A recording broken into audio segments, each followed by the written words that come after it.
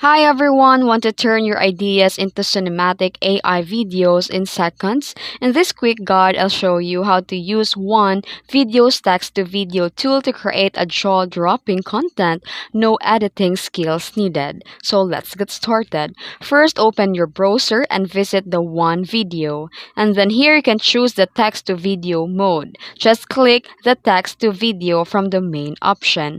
Then here you can type a vivid and descriptive prompt like this example here. And the more detailed your prompt is, the better the content. And here you can customize settings. Select the video length, it is usually 4 to 6 seconds, and also you can choose an aspect ratio and pick a style if available, like anime, realistic, and cinematic, and more. Then after that, hit generate and wait for a few seconds. Then preview your AI generated video and then click download once you are satisfied with the result.